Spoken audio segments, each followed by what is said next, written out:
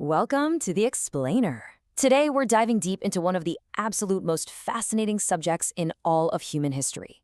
Think about it. From the laws that dictate our modern politics, to the architecture of the cities we live in, right down to the actual languages we speak every single day, we are quite literally living in the echoes of the Roman Empire. But how did it get so massive? And maybe more importantly, why did it ultimately collapse? Well, let's dive right in, because what we're going to uncover is a story of incredible civic brilliance that was constantly shadowed by some of the most violent betrayals you could possibly imagine. And that actually brings us perfectly to the core theme of our explainer today. If you look back at the over 1,000 years of Roman history, you're going to see this really distinct cycle that just repeats itself time and time again. It's this continuous cycle of power. First, you have the establishment of order and brilliant administration. But then, inevitably, that rots into corruption, which is followed by a violent overthrow, and finally, a temporary rebirth. Let's take a look at how we're going to break down this massive chronological epic. Here is our roadmap for today. 1. Origins and the Republic. 2. The Republic collapses. 3. The early Roman Empire. 4. Stability to imperial crisis. And 5. Division and the fall. Let's start right at the beginning with Section 1. Origins and the Republic, where the cycle begins. Okay, so the mythical origins of Rome actually begin with twin newborns of the war god Mars, Romulus and Remus. But the violence? It starts literally right out of the gate. Remus is murdered by his brother Romulus over a simple dispute about where to locate the city. So Romulus founds Rome in the 8th century BCE as an asylum city, which, as you might guess, draws in a pretty unsavory crowd. Soon enough, foundational elements start appearing under the second king, Numa Pompilius, like the 12-month calendar we're all familiar with. But this early period was completely defined by violent turnover. Rulers were constantly dying in riots, or they just mysteriously vanish, which almost certainly meant they were murdered by political rivals. All of this tension finally culminated in the 6th century BCE when the last king, Tarquin the Proud, was overthrown by the people. And just like that, the Free Republic of Rome was born. But here is the crucial catch. This new free republic wasn't exactly free for everyone. It was massively divided. On one side, you have the patricians. These were a handful of aristocratic families who basically hoarded all the political and religious power. On the other side, you've got the plebeians, the vast majority of the population who were completely excluded from the decision-making process. Now, between 494 and 287 BCE, protests did win some changes, like written laws. But honestly, these advancements really only benefited the wealthy plebeians. For the poor, practically nothing changed. Yet despite this massive internal class struggle, Rome was out there expanding through almost constant war, famously defeating Carthage to become a bona fide Mediterranean superpower by 130 BCE. Moving right along into Section 2, the Republic collapses, ambition and assassination. As we all know, enormous power brings enormous wealth, and enormous wealth almost always brings corruption. We enter this era where sheer military might completely overshadowed political order, and what's wild is how well-intentioned reforms literally paved the way for chaos. A consul named Marius changed the military with a few specific steps. Step 1. Start actually paying soldiers for their service. Step 2. Give them farms when they retire. Sounds great, right? Very fair. But step 3 is where the whole thing falls apart. Because of this new system, wealthy men could use their own private money to fund these soldiers. They were effectively building entirely loyal private armies that answered only to them, not to the Roman state. This greed directly led to step 4, civil war erupting in 88 BCE when Marius's rival, General Sulla, literally marched his own private army straight into Rome and just took over as consul. Now, that sets an incredibly dangerous precedent, and it brings us to a name literally everyone knows, Julius Caesar. In 49 BCE, Caesar famously crossed the Rubicon River with his army, which sparked a massive civil war against his former partner, Pompey. Caesar defeats Pompey, begins a very fateful love affair with Cleopatra, and returns to Rome an absolute hero. The Senate actually gives him absolute rule for 10 years. But in 44 BCE, he gets a bit too ambitious. He overextends by declaring himself dictator for life, and by doing that, he effectively signed his own death warrant. On the Ides of March, around 40 senators stabbed him to death right there on the government floor. So, stabs, civil war, and a dead dictator. What you really need to take away from this is the sheer, unadulterated chaos of the moment. The big question was, would the Republic actually survive this? And the short answer is no. No way.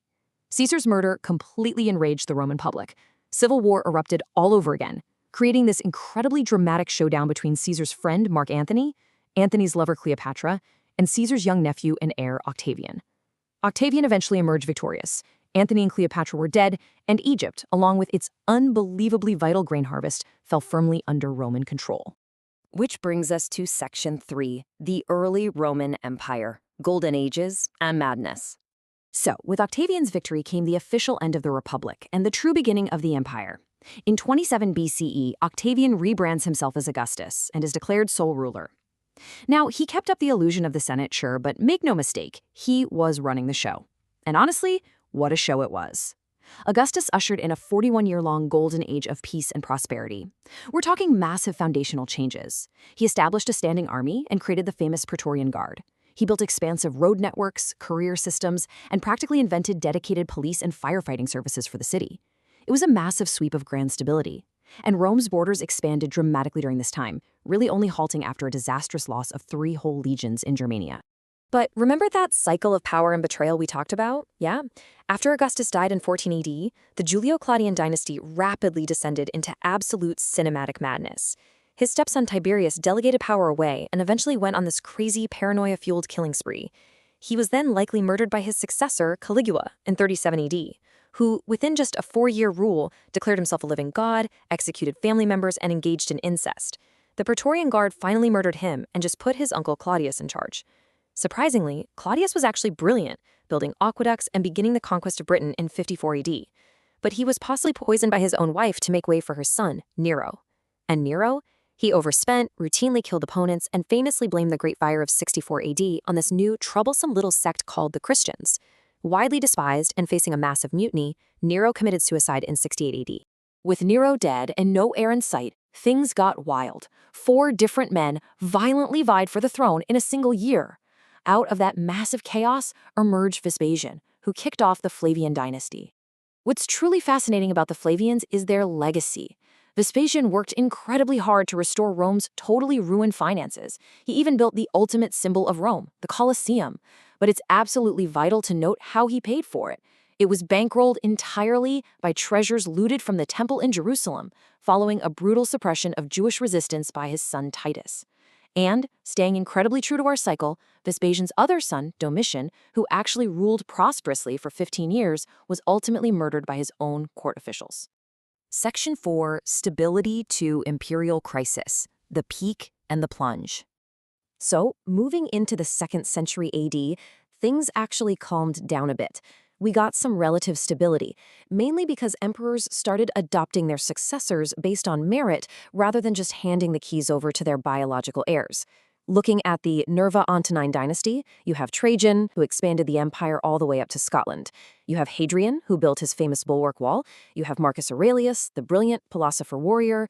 But then, the cycle broke again when Aurelius left the throne to his biological son, Commodus. And Commodus was an incompetent egomaniac who literally fancied himself a gladiator. This prosperous run ended abruptly when Commodus was strangled to death by his own trainer in 192 AD. His death kicked off what historians call the imperial crisis. And I just want us to pause for a second on this staggering number, 29. Over just 5 decades, 29 different emperors came to power through plots, assassinations, and violent deaths. It was absolute, unmitigated chaos. And that takes us to our final act, Section 5, Division and the Fall, 2 Romes. I mean, how do you possibly govern an empire that is quite literally eating itself alive? Well, in 284 AD, a former soldier named Diocletian came up with a pretty radical solution. He just split the empire in 2.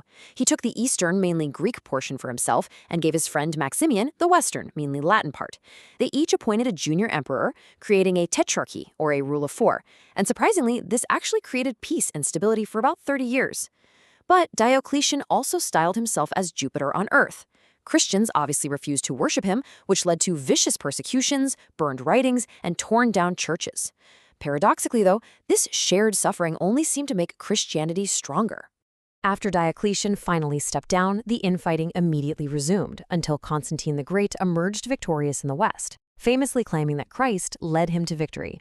In 324 AD, he clashed with his eastern counterpart, won, and reunited East and West under one single ruler again. Constantine radically transformed Rome. He officially legalized Christianity, he banned ritual sacrifices, gladiator games, and crucifixion. And perhaps most importantly, he established a magnificent new capital in the ancient city of Byzantium, calling it New Rome, which was later renamed Constantinople. The center of gravity had officially and permanently shifted east. And this brings us right to the end of our timeline. Though it was united briefly under Constantine in 324 AD, the empire would eventually split for good.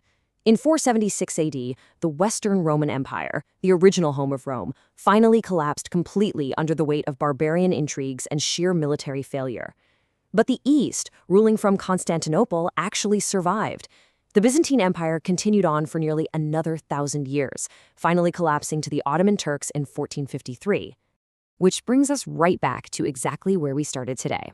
From the 12-month calendar created by Numa Pompilius all those centuries ago, to the laws and languages we still use today, we are undeniably living in Rome's shadow. The cycle of power, brilliance, and violent betrayal echoes clearly through time. So, I'm going to leave you with this final thought. Looking at our world today, what modern empire's echoes do you think will be heard a millennium from now? Thanks so much for joining me on this explainer, and definitely keep questioning the history around you.